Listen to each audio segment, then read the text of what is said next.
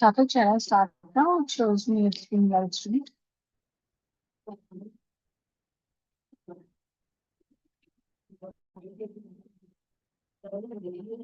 Yes, we are live now. Thank you, Sagar. A very good morning to everyone. Thank you for joining us today.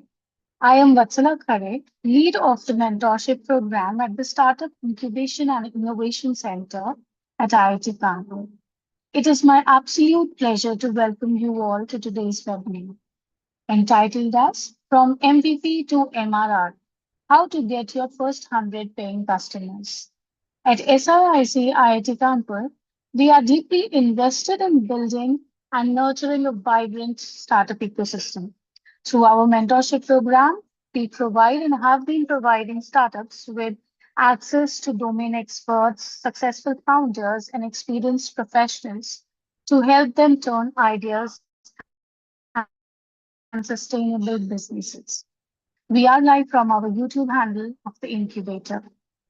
Now, you might be wondering, why is this topic important?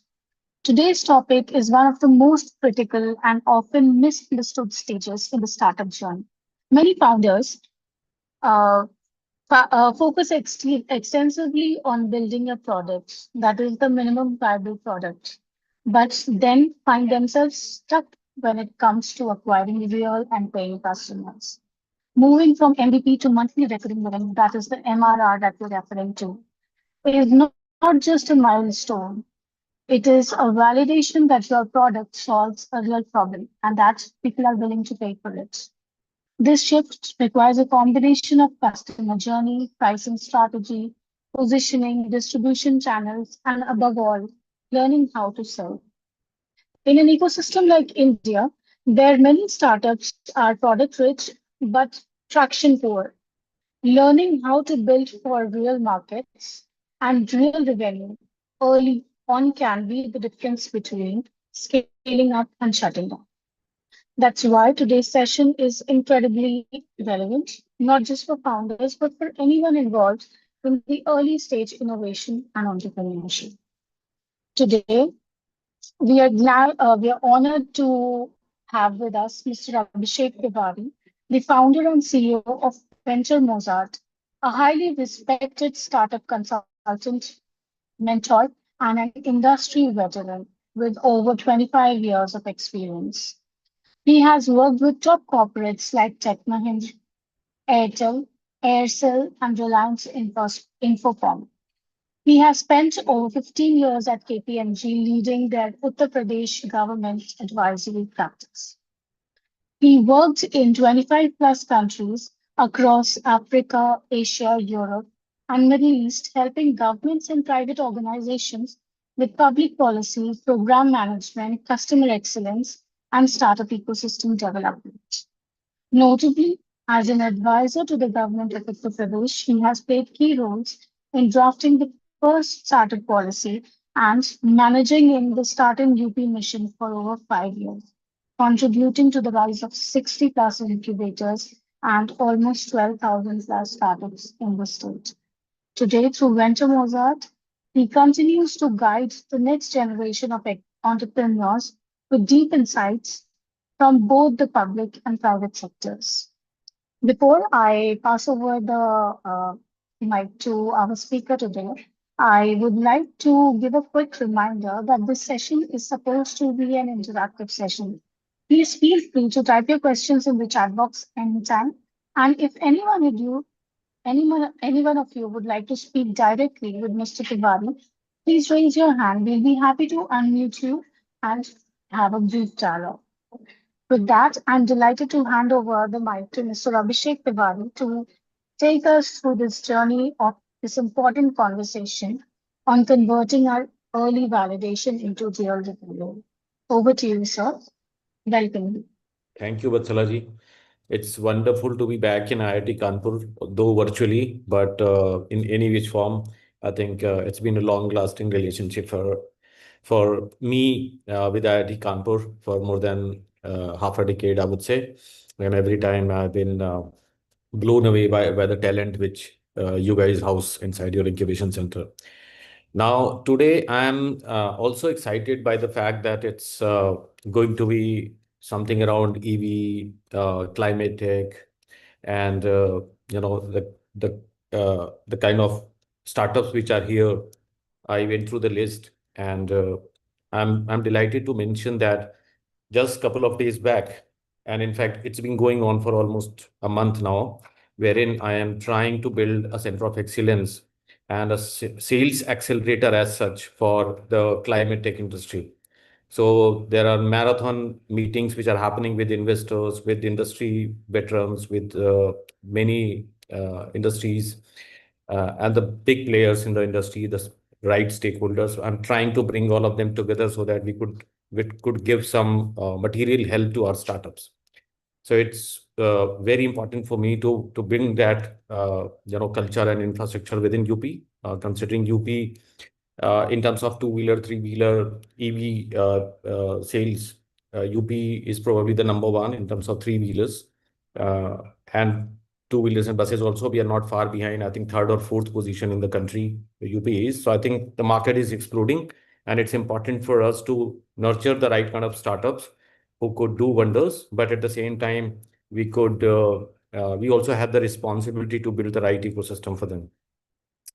So I would like to share my PPT. We'll go with a proper structure in the PPT format, but feel free to ask questions. And as Patslaji said, that we would like it not to be one-sided, but a two-way communication. Maybe we can ask some questions at the end, but feel free to engage. That's where the real value will come out.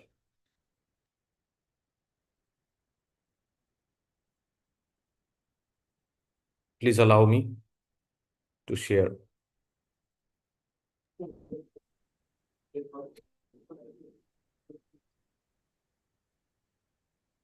Is it?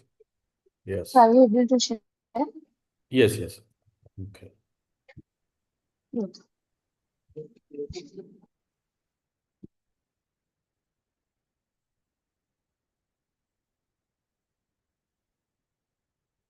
Okay.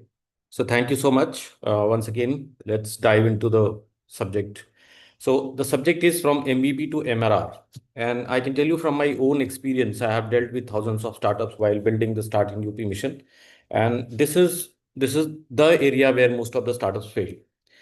Uh, because we love building products in silos. We think that we know everything until unless we get a reality check from the customers. And that reality check is way more brutal than we anticipate and expect.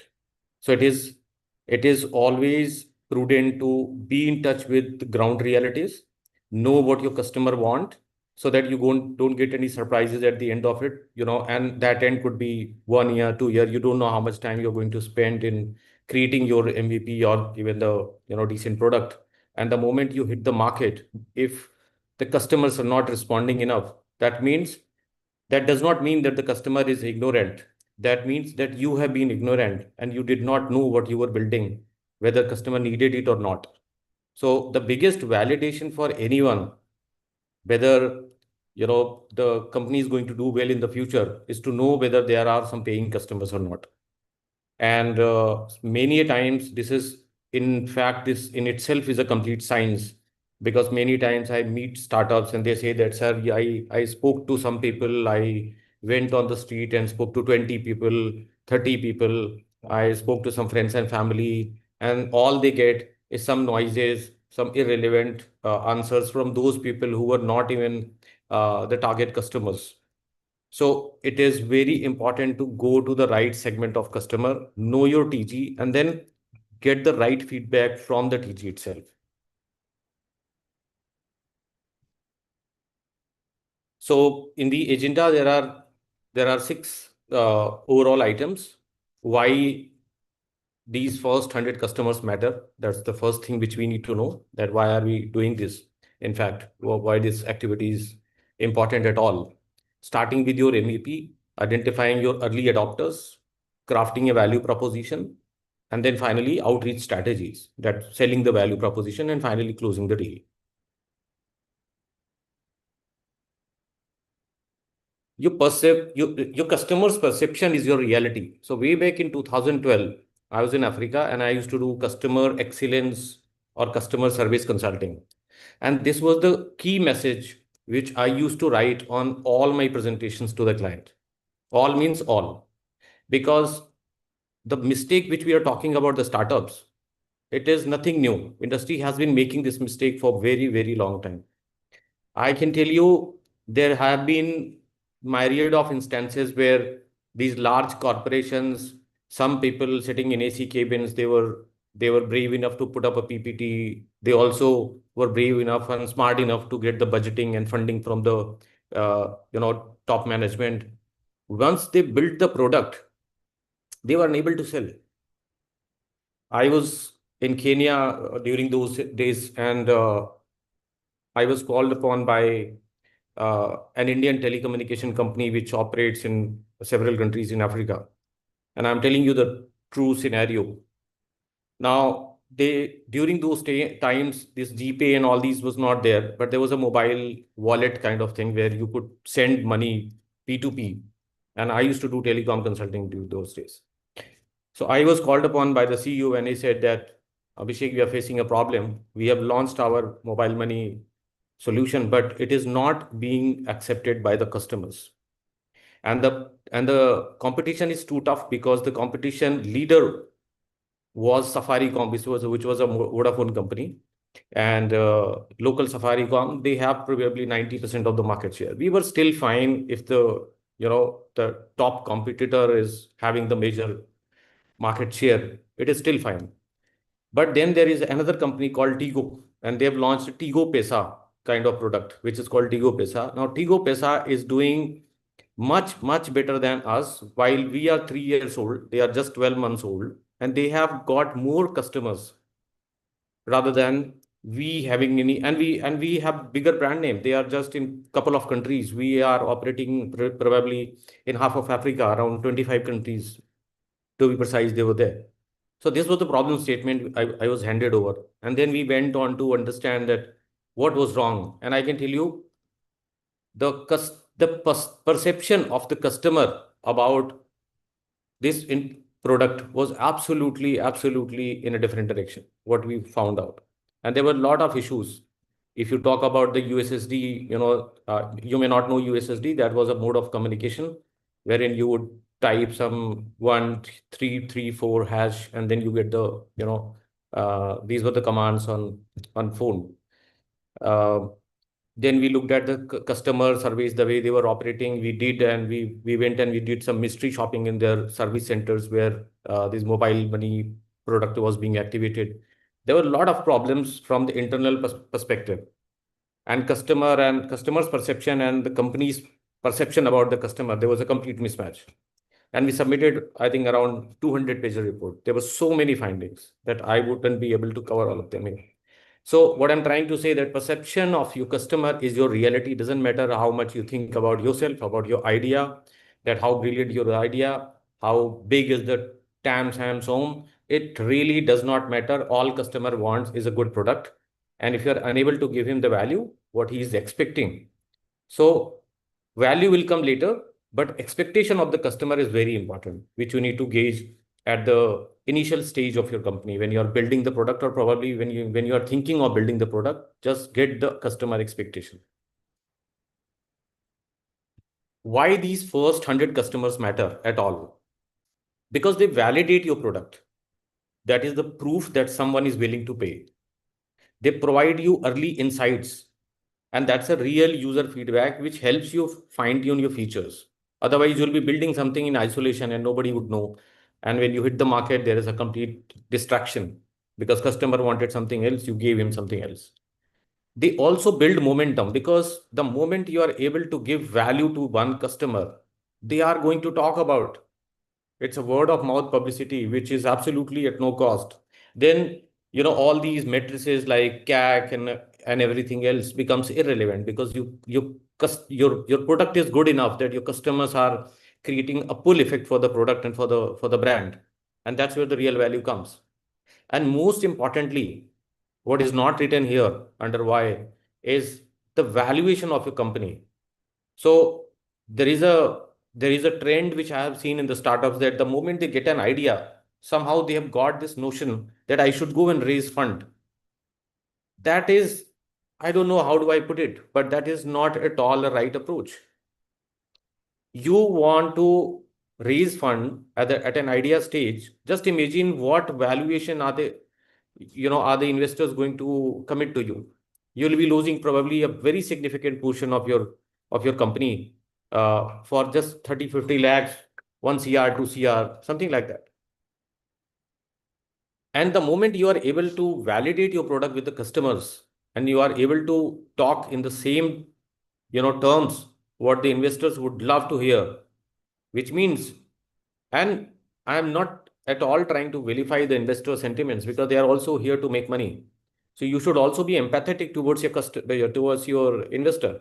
If investor is going for a blind bet on the idea itself, he must take a lot of equity because there's a lot of risk that you have converted the capital into a risk capital by reaching him out at an idea stage.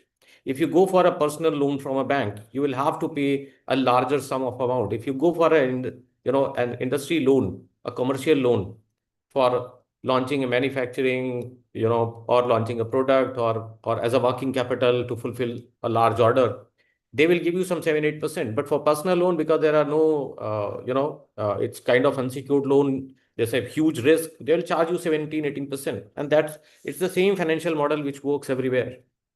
So when you're reaching out to investor without validating your product, without knowing what your customer is saying, without knowing whether the customer will pay or not, and there is no traction, the keyword traction, which you might hear every now and then from everyone, this is called traction. So traction, there's one more myth which I want to demystify. Traction does not mean the amount of revenue. Many of us think, a lot of startups ask me, sir, how do I get traction? How much traction would be good enough? Do you think 10 lakh rupees is good enough? 15 lakh? No, there's no amount of money involved or attached to the concept of traction. Traction simply means that you're able to complete a cycle. You have created a product, you've reached out to a customer. Now you know who is the target customer. You've been able to sell him and he has given you the money and there's no pendency. The transaction is completed. And when you look at the transaction in the entirety from a macro view, then you are able to see that yes, it is replicable, which means it is scalable also. So something which is not replicable will not be scalable. And all of this replicability and scalability concept will only be told by the traction. And investors are smart enough to know which product or which idea has got what kind of traction. So there is no zero or one concept. There's a lot of gray area. And that gray area is decoded by the smart people. And investors, believe me, when you are spending your hard-earned money and giving to some unknown startup founders, you better be smart. You're not here to lose the money. You're here to make money out of money. So they become smart. And if somebody who you are able to encounter who is not smart enough and has given you money, believe me, you will find some smart people along the way. And that's when your startup will go down. So get your fundamentals right before trying to raise money. Building strong foundation. So starting with a narrow focus serves a specific niche exceptionally well. I have seen why I'm mentioning the niche word because I have seen people saying that, I have seen agri-tech startups saying that I have reached to the farmer now. I have got access to 1,500 farmers. If I have got them, then I can sell them the fertilizer. I can sell them the seeds. I can also buy their produce and take it to the mandi. I can also do food processing, everything under the sun. So pretty much they are saying that as like Hercules, I'll be able to take the entire industry on my shoulders, which is impossible. And suddenly you have lost your niche because you never thought of it. You never wanted to build a niche. You are becoming a generalistic company which is able to do everything. And when you try to do everything, there's a saying that somebody who can do everything cannot do anything well. So it is very important to find your niche in whatever industry you are. Don't try to do everything. In terms of strategy, I have done strategy all my life for corporates, for governments, and I can tell you, saying no to a lot of things is also strategy. Not everything is an opportunity. Wherever you see value, wherever you see some money, just don't go there. Those are distractions. If you have decided the direction, just go in your direction, know your customer, sell your product, sell the features, sell the idea, but don't deviate from the main course, whatever is the course you have decided. Because the moment you have that course, a lot of wisdom will emanate from your activities.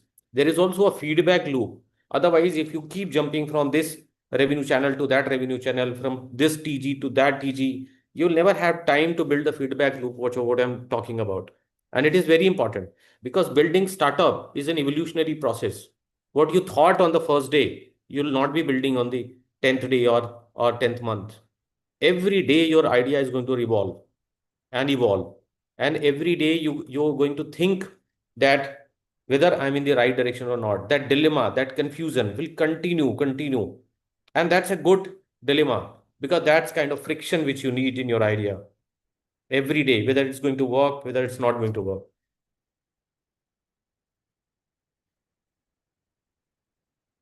So starting with your MVP, understand the definition. Now we have understood that why do we need to understand, the basics are clear, that why do we need to understand about the customer's perception, why do we need to hit the market, why do we need to do a little bit of research about their expectations from us, and the right product needs to be built. So starting with your MVP. So first of all, let us understand the definition of MVP. It's a very common word. Probably we all think that we know. But I get surprised that probably 99% people do not really understand what does it mean. So the first point is focus on the core problem. What I touched briefly in the first slide. That focus on the core problem, solve one point at a time. Don't pick up a lot of pain points. And that's where I'm saying, don't try to, have the entire industry on your shoulder. Don't try to solve all the problems being faced. Just pick up one problem. It is very distracting to have a lot of issues and trying to solve all of them. You may think you are Hercules, but you are not, believe me. So focusing on one problem will help you. Build a no frills version. Only include essential features. There are two pictures which I have included, and these are the two words, right? So this is minimum viable product. I don't need to define the product, but let me define the minimum viable. So there are two words, minimum and viable. First of all, it has to be minimum. I met a startup couple of years back. He was an experienced corporate guy. He had come from Canada, quit the job, came here, and he was building a solution for the edtech industry. That time, it was just post Corona. It was a kind of edtech boom which we were experiencing. And he said that, sir, I'm looking for funding and I need your help. How much funding do you need? He says, I need 1.25 CR. How much have you invested? He says, I have invested 3 CR. Where did you get the money? He says, I have put it all from my pocket. Just imagine somebody smart enough coming from professional background has invested 3 CR on an edtech solution, which is pretty much a SaaS edtech solution, which he wanted to give to universities. He has spent 3 CR, I don't know, on board. And now he wants 1.25 CR for a product he's looking for an investor for a product which he is unable to take it to the market. He doesn't even know what the customers are going to think about it. He hasn't closed even a single deal from any university. Now, I will leave it to you to decide whether he is deserving to get any funding at all from the market. And through this story, you can remember, you can put it in your intelligence and try to see in future if the situation ever arises, take a decision wisely. So minimum, along with minimum, there is also a word called viable. So in MVP, what we say that if there is a car which needs to be built, in the name of minimum, you cannot say, okay, let me have only 3 wheels. Let me save on the 4th wheel and then we'll hit the market and we'll see later. That's where viability is questioned. it is not a viable product. So while it has to be minimum, but it also has to be viable. So anything, in short, anything which works for the customer, which works for the customer. You cannot be selling a bottle of uh, juice to the customer and say that because it was a minimum viable product MVP, which is why I am not putting a cap on it. Can you please take it because all you're worried about the taste and the flavors of the drink. It is the viability is not there. The product viability is not there because the cap is not there. Cap is essential part of it. Otherwise, the product would leak, right? So it is very important that you take care of the word minimum viable both. Test with real users. My sincere advice to all of you is never go to friends and family. There is so much issue in the market that when we go and talk to our friends and family and the near and dear ones, in the name of encouragement, they say, "Shabas beta, please go ahead. You are doing wonderful." You don't need that kind of feedback. You need, and this is a problem that we are not adept to listening to criticism. I meet a lot of startups, and just last week I got a call from a startup and he says, "Sir, I want your mentorship." It was around 8 p.m., 7 8 p.m., and I said, "Talk to me tomorrow, I'm busy." And he insisted that, "Sir, no, it's very urgent, this and that." And I ended up setting up a call at 9 p.m. I spoke to him for almost 1 hour, more than 1 hour. And he was building an app in hyper local grocery. And he says, "I'm going to compete with Blinkit, Zepto, all of it." And I tried to reason him out, but he was not ready to listen. And he was not ready to listen to any criticism because I was not being sweet to him. I was criticizing. I was criticizing. And, if you are unable to take the criticism, if you are not coachable, and then finally, by we spent 1 hour, and then I was so tired, and I said, "Okay, I am refusing to give you mentorship. I don't think I'm the right person. You should find somebody who can say yes to every single word that you are saying." So basically, he wanted me to say yes, yes, yes. You are doing fantastic, and probably he's a spoiled kid. He's a spoiled kid. All people around him said yes, and now his thought process and his ego has been bolstered to a level where he is unable to take criticism or even a constructive feedback. So Hindi में कहावत है कि निंदक नीरे राखी है, पता नहीं कितने लोगों ने सुनी होगी. But have people who could criticize you, who could question your business model, who could make you sit and answer them. Why? What do you think? Why it is working? Why would it work? Why would it not work? So that will give you some sort of reasonability in your business model. If that is not happening, if you are surrounded by the those people who are saying yes, and you are keeping the naysayers away from you, only God can help. Moving to next topic, that is the types of MVP. Now, when we talk about MVP, we always think that there is that the MVP is a very sophisticated technology tool which should take at least 7, 8 months, 10 months to build. No, not required. MVP has to be, first of all, it has to be minimum. If it is minimum and it is viable, then why should it take so much time? Probably my ultimate idea or ultimate product may take 12 to 18 months. But if I divide 18 months by just half, 50%, so it becomes 9 months. Do you think your minimum viable product take 9 months? No, it should not. That is 50% of the total project time. Should it take 25% of the time? Probably yes, which means 4.5 months. But the best way is probably 10% of the time, 1.8 months, right? And I'd be very happy if it doesn't take 1.8 months, it takes a day, 1.8 day.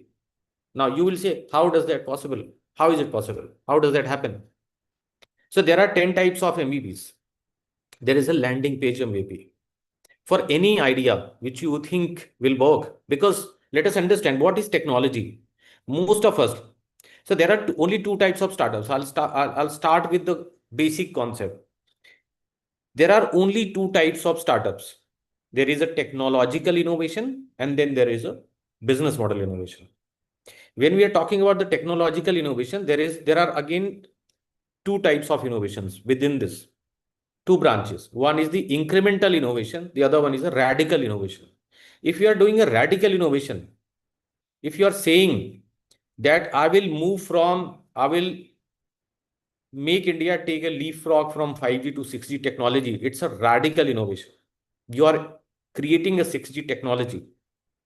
If you are saying that I'm going to build a reusable launch vehicle for not LEO, not lower Earth orbit, but probably I'll go to the geosynchronous orbit, and I will do this, and I'm going to beat Elon Musk, or probably not compete with them, but create my own industry. That's a radical innovation. Yes, it will take a lot of time.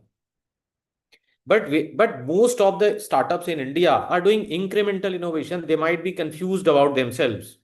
They might be, thinking that they are doing some radical innovation, but it is not radical innovation. It is incremental innovation. Most of us are doing incremental innovation, trying to make 1x better product. My customer is doing this, but sir, my product is cheaper. I hear this 99% time. Sir, my product is cheaper.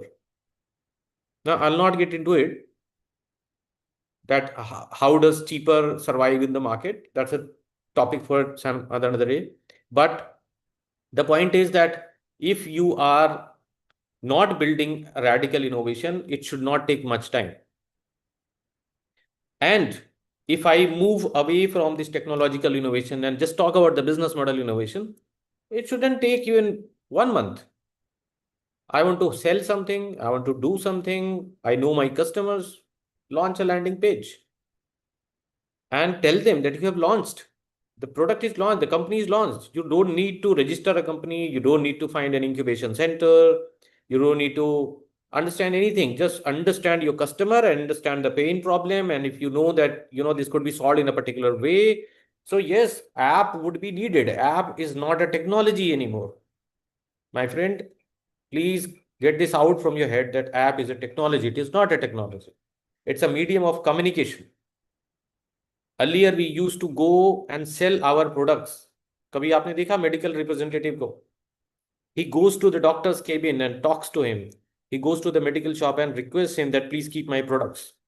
That was the medium of distribution. Now with the advent of internet and digital technologies, we are able to build an app where we are able to build a feature in which we could sell the digital products or the services where no human touch is required, or we are able to offer it to the customers and customer is able to request the service, but ultimately somebody is going and delivering the service. So if you think about it in detail, you will understand what I'm talking about. So building a landing page and getting it done is absolutely fine. You can build a landing page and just get going. Because something which I come from a old era. In my time, what you guys call technology, in my time, it used to be called automation. We used to do automation, right? We used to build automation in Microsoft Access, in Microsoft Excel, in SQL, Oracle, and we would have a small exe file which will run, and all the data is exported, imported. Things have become more fancy. A lot of jazz words have been added, but pretty much the essentials and the basics are the same. Apart from landing page, the second one is explainer video. You could create an explainer video, MVP, a 90-second video, send it to people, tell them that you are doing this. What do they think, or would they subscribe for it? The third one is Wizard of Oz MVP. This one is basically, I'll tell you another example. There's a startup which came to me around 3 years back. He was so excited about fintech, and back then we did not have much of fintech ecosystem. We still don't have a lot of it, but it was very difficult to find fintech startups. And he explained me an idea. He said, "Sir, I have a fantastic idea." I said, "Okay, go on." He told me an idea, and he requested for money. He was requesting for around 50 lakh rupees that I need to introduce blockchain. AI was not a buzzword during those days. People used to talk a lot about Web3 and blockchain, and he was interested in blockchain. So I gave him I gave him blockchain COE's contact in Gurgaon. I made him connect there. But I also suggested him to go to Mumbai because that's where most of the fintech startups are there. But I could understand the idea, and he was from Banaras. I asked him, why don't you try to implement? Because he was talking about giving small micro loans to these patri walas, right? Like 1,000 rupee, 5,000 rupee, 2,000 rupee loans. And he said, I've got a financing company and they are ready to do that. So it was simple. I said, why don't you build an Excel and just go and talk to those people? And if that financing company is happy to work with you, just become their sales agent and say that I don't need MOU, I don't need a company, I can work with you and let me onboard 10, 15, 20 people as a sales agent, and you take your commission, but at least you will validate the idea. He didn't agree.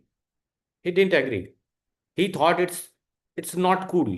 It's not cool because that coolness is missing, right?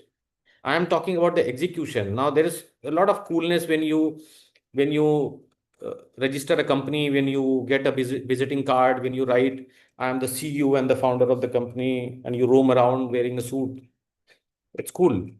But getting to the field and talking to your real customers and getting them on board, it's not cool. So it wasn't cool, and he discarded the idea.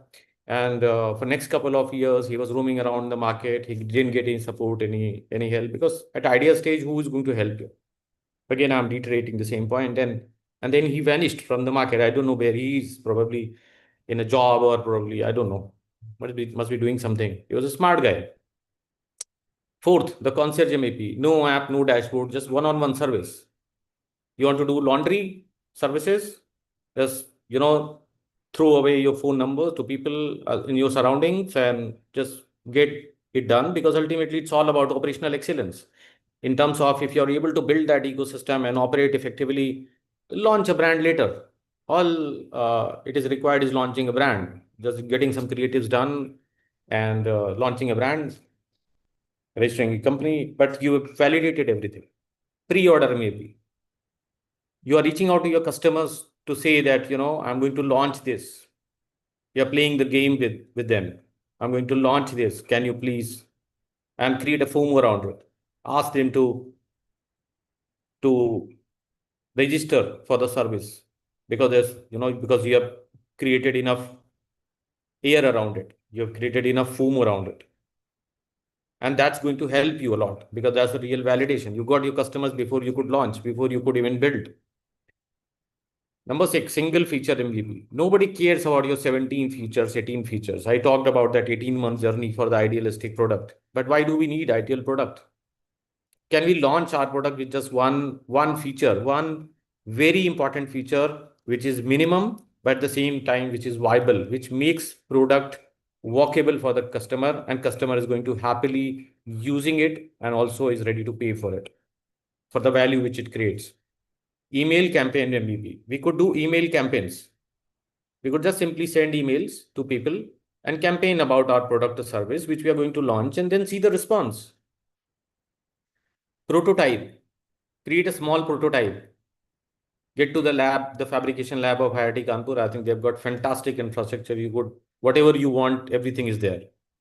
You are at the best place in terms of incubation, in terms of support infrastructure. So go and get your prototyping done, and you're good to go. The pilot program. If you're done with the concept and you have a B2B client, go and do a pilot with them. Sir, I'm ready to do pilot, and don't ask any money at the pilot stage. Straight and simple. Don't ask any money. Offer them the value which you think you're gonna create. And if you're able to create the value, you'll invariably get the project. The last but not the least is the community MVP. Build an audience before building a product. Now, this may sound a little longer, you know, process, but if you are an aspiring founder, probably it's late for you. If you have already launched your product or you're working on it, it's late. But had you built a community around it, and there are several ways how do we build a community. It does not mean that every one of you should become influencer. No, that is not something which I mean. But if you know your target group, and in most of the scenarios, we don't know who is our target group. That is the biggest irony. if we know the target group, is there anything which there are two things only. We know who is the target group. Can we bring them all together? Because ultimately that would be required to be done to sell the product. And number two, that can we create value in their lives? If we are able to create value in their lives by giving our content, by giving them some support, by creating anything. You must have heard about a story in from IIT Kanpur. I've forgotten the name. Startup that is doing yoga, right? So he built a community during the COVID, and he started teaching yoga to the fellow students. And slowly and gradually, it came back, and it revolved uh, around more things into wellness, and finally evolved into a full-blown startup. That was the power of community. So that's the community MVP. So these are very simple ways. They are not fancy ones. I still have doubt that a lot of you will follow this because it's a tough route. It gives you the reality check, which you don't like, and probably you like a little bit of haziness, because self-reflection is very difficult to take for anyone. It's a little philosophical, but it's very difficult. So I still request all of you that please look into this and try to follow as much as possible. Probably your life will be a lot more easier in terms of launching your product, and will be much more rewarding. Identifying your early adopters. So if we look at the early adopters, there are three things which we need to understand about our target group. Now we have reached to a stage. We have understood that why do we need to do that. We have understood that what is the MVP and what is to be done to not to be done. And finally, now we are talking about the target group. The target group, first of all, who are they? Customers who are actively looking for a solution. Not everybody is your customer. Customers who are actively looking for a solution, willing to take risks with unpolished products. Now, these kind of customers are, little narrower segment of the same target group. So if there are 100 customers, probably only 5 or 10 would be daring enough to try a product which is not a completely polished or finished product. And if it is unfinished, unpolished, not many people would try that. So remember that. Why do they matter? Because they provide critical early feedback. They can also become brand advocates if satisfied, and they will also form a community, a very close-knit community in the early days, which will help you create a lot of buzz and the word of mouth publicity. And once you understand that who is my customer and what do they matter, why do they matter, and what do they perceive as a customer value, let's create a customer persona about them. Customer persona is very, very important. And again, I can tell you from my own understanding, majority of startups do not create customer persona because they find it challenging. And when you are unable to create a persona, you will not be able to understand who is my customer, what do they do, how much money do they have in their pocket, how much willingness do they have to spend that money, and what value are they looking at from any product which they perceive or purchase. So this is a customer persona template, a simple template. You can also Google it. You'll find a lot of them on Google. The point is not giving you this customer persona. The point is about knowing your customer. And this is the right template.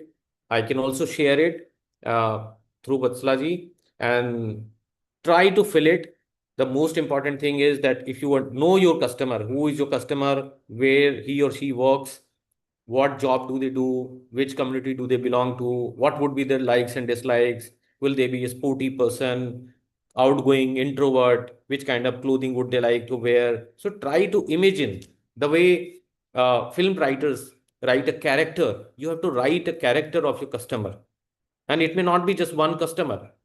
There may be two, three customers, four type customers. For example, an EV company which is going to launch an EV, two-wheeler in the market. Who are their customers? Youngsters, girls, boys. How do they look like? What do they use it for? Do they go and buy vegetables? Do they go to college? Do they go for small household shopping? Do they move around, meet friends? What do they do with that? So the moment you are able to do all of this, it will help you move to the MRR. because now you know the customer, and most importantly, you understand that my customer is having how much money in their pocket and will they be able to spend it. Because having money is one part, but having a disposable income is another part, and whether I am willing to risk my money for something which I like, which I don't like, which I don't know.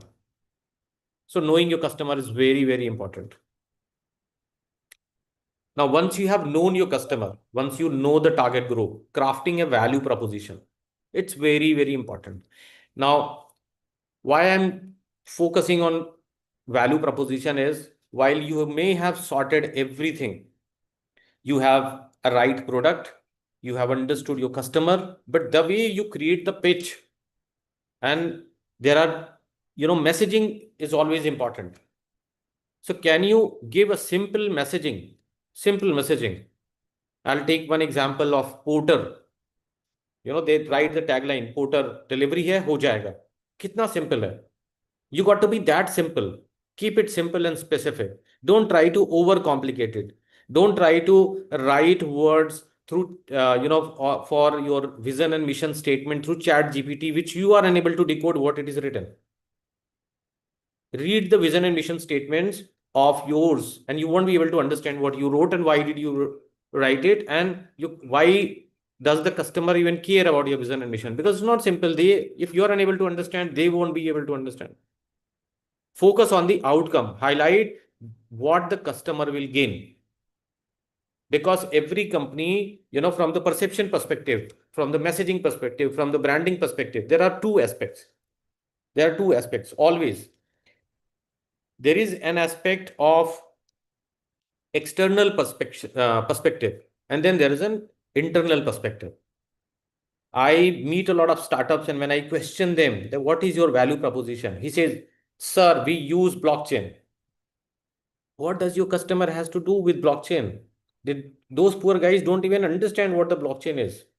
That is for you to gloat about. That is for you to take satisfaction that I have used a Web3 technology in my product and it's fantastic and it's secure and this and that. Customers are unable to understand. Customers are unable to understand. When I use Apple products, how do I know what chip is gone into it and what process and how many hours did they spend? All I know is that probably, whether my battery is fine, how long can I use it, whether, the keys are, simple enough to use around, and the features are fantastic. So, I need to create my own value out of it. Otherwise, what is the difference? Whatever you sell, sir, I worked for so many hours. I sweated like anything. There was a river flowing because of my sweat. Doesn't matter to the customer. Doesn't matter. He doesn't care about your hard work, about your internal processes. All he cares is how much value are you going to give it to me? Test different versions, because value proposition is very important. And if you're not sure about the value proposition, test different versions. Use one value proposition. Not clicking, use another value proposition. And when I'm saying test different versions, I am not saying versions of your products. I'm saying versions of your value proposition. So there's a difference between, because A/B test is a common parlance for the technology testing. So it is not about the product testing. You could do product, A/B testing in the product as well. But here I'm talking from the perspective of value proposition, not the product itself. Value proposition as a magnet. So basically, the value proposition has to work like a magnet. And this is a representative picture which I have intentionally put in, that if your customers are not running behind you just because of that magnet effect or the pull effect which your product has created or service has created, then you're not going to win the market. Most of the businesses which I see today are not sustainable. If you are burning money, if you say that we are the cheapest, tomorrow somebody else will be the cheapest. Cheapest is never a USP. You believe me, you agree me, you don't agree me, I don't care. But being the cheapest is not your USP. Go find something else. Number two, if there is no pull effect, you're not going to win the market. Doesn't matter how much money do you plan to burn, whether from your pocket, your family's pocket, or from investors' pocket. The high level of CAC is not going to sustain your company. Whether your company dies today, maybe 2 years, maybe raising few rounds, Series A, Series B, Series C, I don't care. It is bound to destined to doom, and it will be doomed because आप धंधा आप create नहीं कर रहे हो, right? You should not be making a money spending machine. You have to create a money making machine. Business is all about making money, not spending. Somehow in the startup ecosystem, we have flipped the whole idea that we should be spending a lot rather than making money. The outreach strategies. So if you have understood about the value proposition, and I'm supposing that you have been able to create the value proposition, there are only two ways in which you can reach out to the market. There's direct communication with the customer, as I explained you previously, especially if you are going to work in B2B, go and talk to your customer. It's very, very important to meet your customer. Don't shoot them some random WhatsApp messages. Don't shoot them some random cold emails. It doesn't help. Personally, I don't like this. Go meet your customer face to face. India is an emotional country. We Indians like interacting with each other. This is the way we've been doing business. Business never happens with two people who do not have seen each other. It is very difficult. In today's time, probably there could be some associations in terms of common objectives for some time. But if you want to build business, if you want a greater success, you got to meet people, especially in the B2B. Go and meet them. If you are in B2C, social media engagement is a fantastic way of meeting people and trying to understand. But there's a proper way. Now, personal meeting, especially B2B. Attend networking events, trade shows, or industry meetups, but with an objective. Don't just attend. I see a lot of startups going to multiple events. Sir, I'm going to this event. It doesn't help. You're going to that event, but do you understand who all are coming? Who is the right person who you will be hunting and seeking support from? You have to go and find people. If you were not informed enough before coming to the event, that who do you want to meet, which kind of support are you seeking, and why have you come here at all? Just to enjoy, just to click some pictures and post it on social media? Fantastic. That is also an objective, could be an objective, but it doesn't help much. The best objective is to find out beforehand that which kind of stakeholders do I want to meet during these trade shows or industry meetups, and what do I want out of them.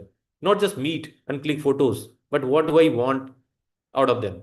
If you happen to meet Aman Gupta in an event, or Anupam Mittal, or anybody, any celebrity, do you have anything to say to them which is worthwhile? So think about it. Once you have met somebody in a B2B event and you have spoken something sensible enough with respect to your business, schedule in person or virtual meetings afterwards. Don't just forget about it. Collecting card never helps. You collect two card, but make it meaningful at the end. Fantastic. Don't collect hundreds of cards who you are never going to speak to. It doesn't matter. Everyone is available on LinkedIn, and you could reach out to anyone. It doesn't really matter. In terms of B2C, build a curated lead list. Like, you could use LinkedIn Sales Navigator or manually scrap TG profiles, but it is important to understand your TG, right? So we have spoken about the TG. You could also segment by role, industry, problem, create hyper-focused 50 to 100 leads, because we are talking about 100 customers. So don't go all out. Have this number in your mind that I want to just reach out to 50 or 100 customers, because they are going to teach you. They are going to teach you about your product, about your approach, about your pricing, about your positioning, everything. All the 4 Ps will be tested when you hit the market, and customers are going to tell you a lot. So that's the a process of self-discovery. So don't hit the market like I'm going to launch it at a massive scale. Don't do that. That's a mistake. So find 50 to 100 leads, and then I've written few things about the cold email sequences. It's very important when you are writing personalized intro, pain point, macro offer. So very small, sweet messages. Don't write lengthy messages. There was a startup which sent me a presentation which had 150 slides. How on earth I am expected to read 150 slides, and why should I read that? Why should I spend my time reading 150 slides? Because he's so excited that he has created the most fantastic, concept on the planet, and probably he should tell to everyone. I'm not the only one. There will be a lot more victims who are probably subjected to read 150 slides, right? Create a case study, ask for a quick call. Case study, if you have got some traction, if you got something, have something to say which is meaningful, which you think that he would be interested in. Don't just randomly send anything. Closing the deal. So initial meeting, understanding the decision criteria is very important. Most of the time, this is the biggest mistake which when corporates do when we hire in corporate. We tell the people go and talk to customer and find out, especially in consulting. When I used to hire people, I would tell them that go and meet the client, but don't sell anything, because most of the time we know what to sell and we are selling. We are pushing the product without knowing whether he has the budget, without knowing whether he has a problem at all. So it's very important to listen to your customer, understand the decision criteria, that how are they going to take a decision, handle their objections, because they will have objections. Handle their objections, follow up with them, create a compelling CTA, and then finally set the next step before leaving. So this is the kind of meeting you should follow. This is a framework basically which I'm giving you. But it is very important not to push for your product. So initial meeting, schedule a short 15 to 30-minute call, not more than that. Don't take them through 150 slides at all. Walk them through the specific pain you solve. Use a live case study or relatable example. This is something which we spoke about. Understand the decision criteria. What do you need to see before making a decision? Ask them. And it is important, I hope you understand about the close-ended questions and open-ended questions we used to learn in schools and colleges. It's very important to ask open-ended questions. Let him speak. You don't speak too much. Ask open-ended questions. Sir, what problems are you facing? Sir, what do you think in past? Is there any specific scenario, sir? How can we, become part of your solutioning process? Is there anything which we could do, sir? So keep asking open-ended questions and let him speak. That helps. Note key triggers. If he says, I have an issue with the ROI, that is something which is troubling me. If he says, I have an issue with the convenience could be a fantastic trigger point around which your product or solution can be built also, can be sold also. Affordability, not cheap. Affordability and cheap, दोनों बहुत अलग चीजें हैं. Affordability, if the products are largely expensive in the market, and you have figured out a very important and niche methodology through which you can reduce the cost of manufacturing for the product, which is called affordable. It does not mean that my competitor has priced his product at 1000 rupees, but I will sell it for 800 rupees. Obviously, you could sell. You have a small team. You don't have an office. You are sitting in incubation center. You don't have a yeah, peon to give you a glass of water. You don't have a security guard. You don't have cameras deployed. You don't have somebody running around to your bank, submitting checks or handling some issues with the bank. You don't have all those support system with you. So obviously you are going to be cheaper. But the moment you build all that variable cost, you'll be as expensive as your competition is. And if you look at the profitability, you may think that, because you are selling for 500, he's selling for 1000 rupees. So therefore he's making 500 rupees of profit. No, he's not making. He's got all those expenses. He's got a fantastic brand running. There's a cost to run the brand also. There's a cost. There are managers, senior managers, directors in the company who are traveling to client locations, staying in Taj Hotel, using cabs to move around, eating 5 course meals. All of that is cost. For you, it is not. So don't be in dilemma that your product is very cheap and you are going to win the market. Handling objections in real time. So I talked about it. Following up with the decision kit, again important. creating compelling CTA. So we spoke in the previous slide. So that's it from me, I think. So I'll be very happy to answer your questions.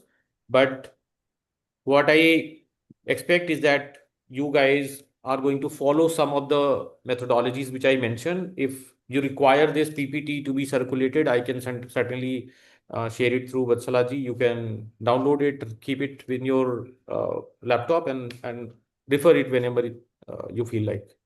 Thank you so much. Thank you, sir. So, I have one question posted here already. This is Shreyansh. He's asking how to identify the real customer. I faced a dilemma while designing a product for kids.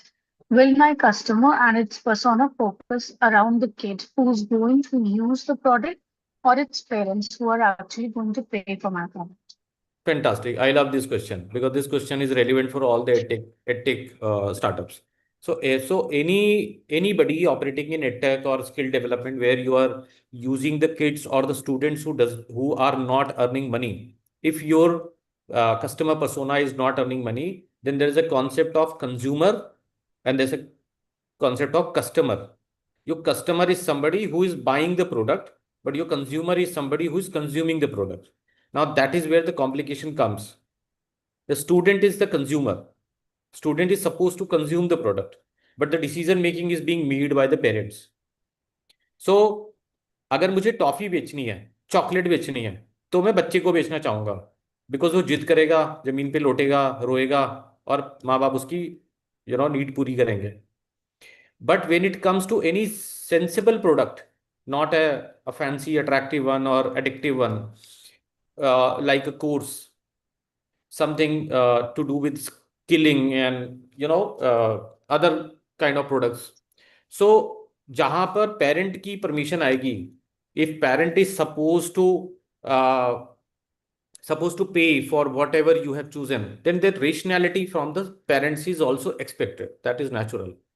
So my suggestion is that you please understand, I do not have much in-depth understanding about your product, but if your product is kind of addictive one, where you want children to be attracted towards the product and then to go to the parent and say, I want this product. They are the decision makers. Fantastic. The money is still coming from the parent, but the decision maker is the child. But in those cases, especially the little mature products and services where the decision is also being taken by the parent, you got to think about the parent as a customer and consumer both.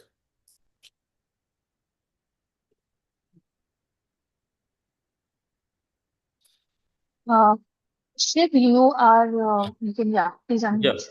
I'm seeing the question. So Yes. I'm taking the question from Colonel Rajiv Lohani. So I think government organizations are, let me tell you, I have spent enough time in the government and finally reached to a conclusion that I don't understand much the government process because governments are like that. Their filing procedures are so complex and there are so many decision makers. So when you are saying that initially at the beginning the projects are taken with a lot of zeal, yes, it is true because that is the individual who is very excited about the product, but ultimately in the government anybody can be excited, but he's not the ultimate decision maker.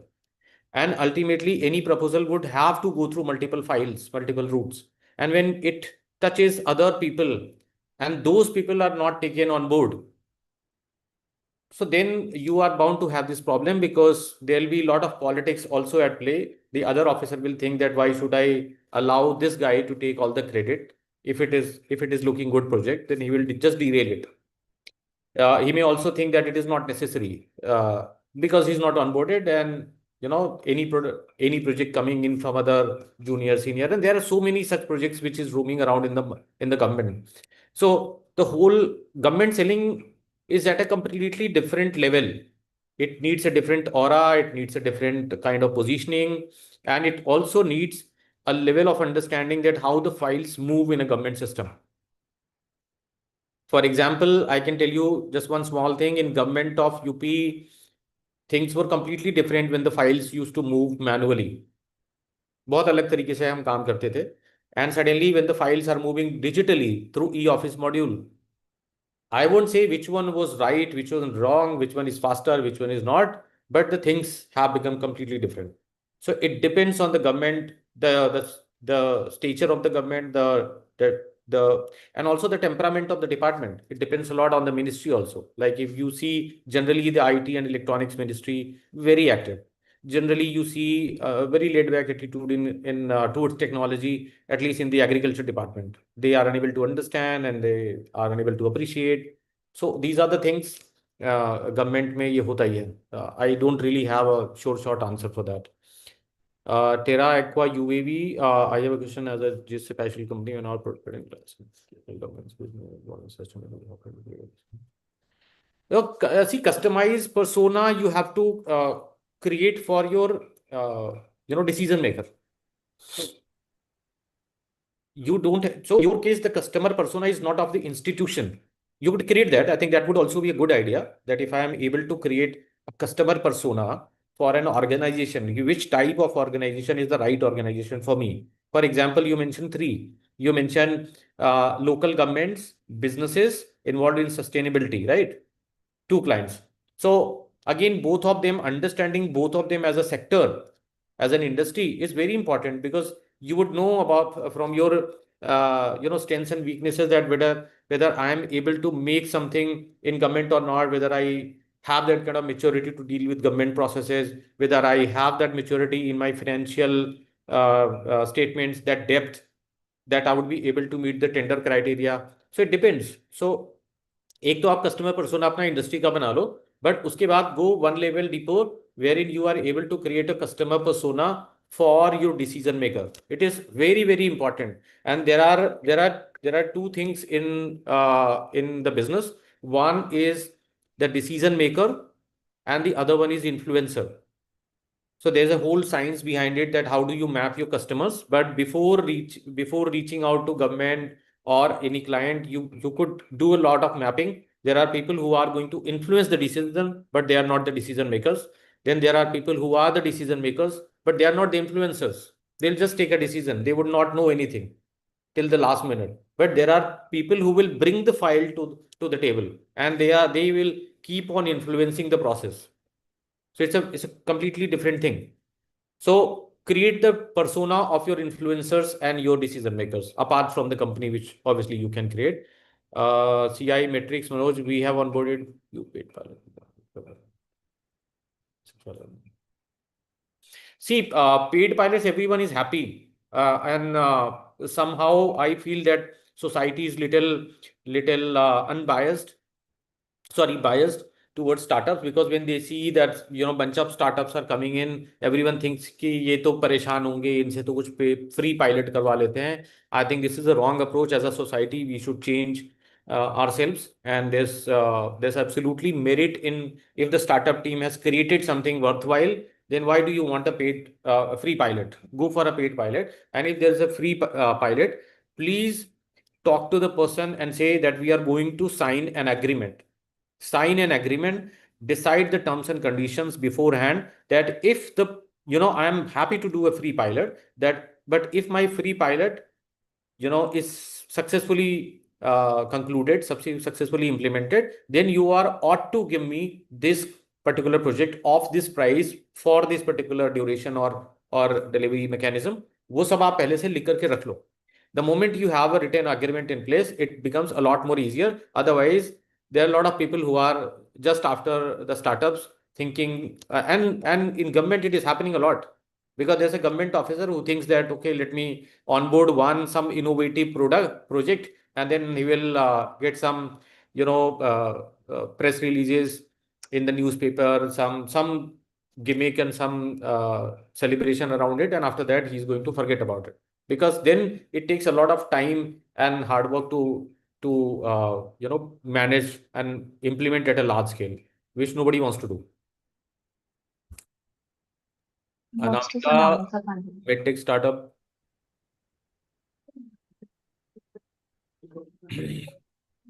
I think from the government perspective, I have already given you the suggestion. But being a medtech, there's one thing which I want to give as a word of caution that please do remember there's a regulatory aspect in the medtech startup. Most of the medtech guys are missing that point absolutely. There's a CDSO, you have to register, talk to them from the ideation stage itself. Don't wait for till the time your product is developed and you go to the CDSO for the registration. No, CDSO is a regulatory authority. They are not there for registering your product. They will evaluate it and they will reject it. So if there is even 15-20% probability that my product is going to be rejected by CDSO and I will not get the regulatory approval just because of some things which I did not take care, all your 12 months, 18 months of development time, of the grant money, and of the precious youth time of yours is going to be wasted. So please don't do this mistake. Please take extreme care of this CDSO approval and all these regulatory approvals. And that is also a solution to your problem. The moment you have taken the regulatory approvals, you could go and any place and say, boss, we are certified by the CDSO. We have got all these certifications in place. And suddenly everyone is, lending you their ears. Everyone is ready to listen to you. So that's the solution. Shreyansh. Follow-up question, I guess. Yeah, absolutely. First, you need to figure out the pain point, and then only you can have the value proposition. Value proposition does not come before the pain point. That's a reverse process that you should not get into it. Absolutely. So value proposition, you cannot define the value proposition before knowing the pain point. If my pain point is, let's say, I'm unable to walk properly because of some XYZ issues in my legs, my value proposition is different. If my left hand is not mobile enough and there's a flexibility is an issue because of some shoulder injury, my value proposition is different. My product is different. Everything is different. So start with the pain point. Value proposition will come at a very, very, very late stage. And value proposition is also not standalone. It comes in comparison with your competitors. So you need to look at your competition, you need to look at your industry, and then finally look at the value proposition. What is my value proposition? And value proposition has to be from the customer's point of view. Remember the slide, your customer's perception is your reality. How much do you think about it? How much do you gloat about your idea and this and that? You can be happy in the company of your own people, but customer doesn't care about it. So think about the value proposition from the customer's perspective, whether the customer is going to be happy about it, using your product, whether the customer is happy about giving you the money which you are asking for, and he sees value. Value is always comparative in nature, because जब जब तक आप comparison करोगे नहीं तब तक आपको समझ नहीं आएगा. So for example, I may be a call centre in of any banking institution, a call center of banking institution, but I might be compared with other call centers of, let's say, a telecom call center or a retail call center, Amazon call center, because for me as a customer, I don't differentiate.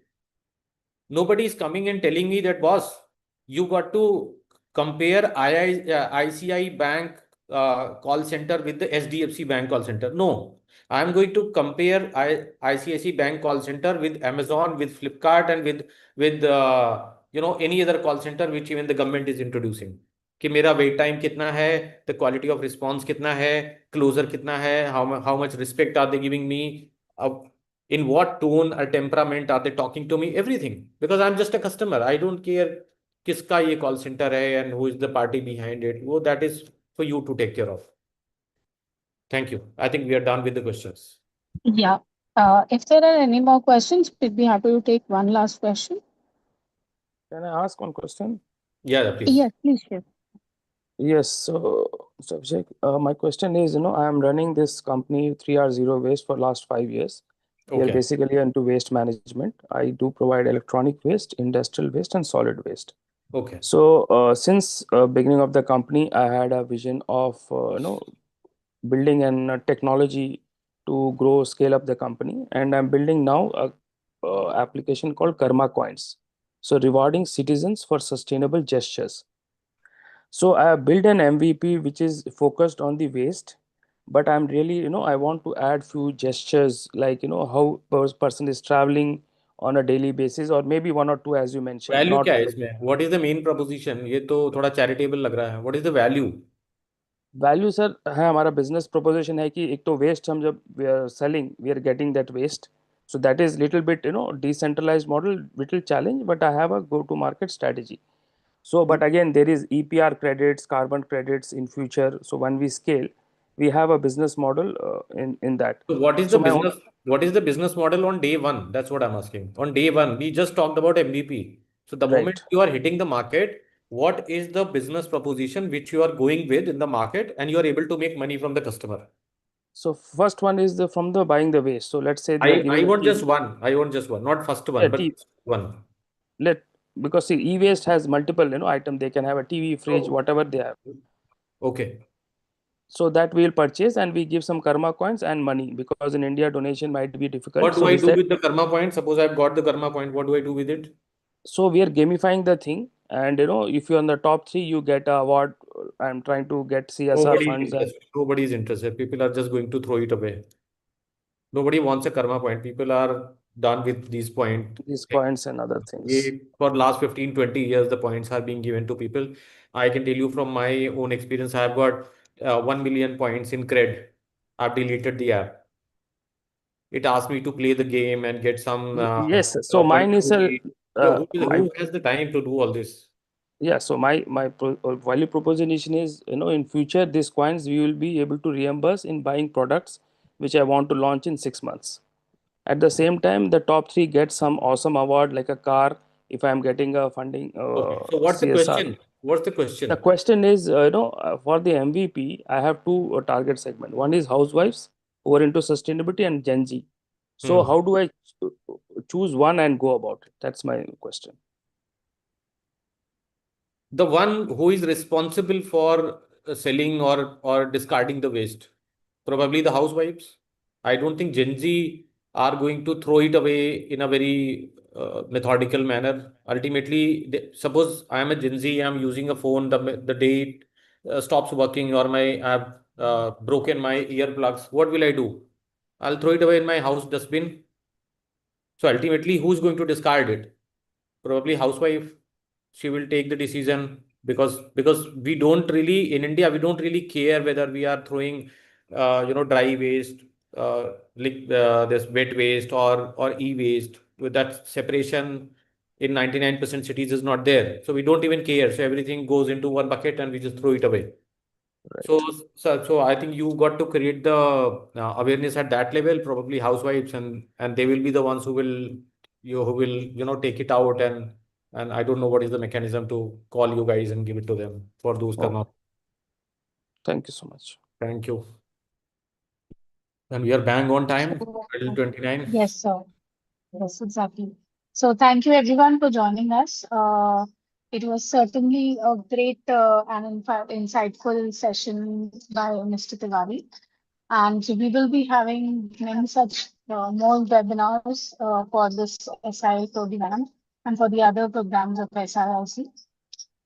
Uh, we will remain committed to supporting all of you throughout the incubation and infrastructure, but through meaningful mentorship and expert-led learning opportunities like today's. So in case if any one of you has any needs for a mentor, please let me know. Let your portfolio manager know, and we'll help you out through the mentorship program. Thank you so much for being here. Thank you so much, Abhishek sir, for your time. It was Thank a very you. valuable session. No worries. Thank you, everyone.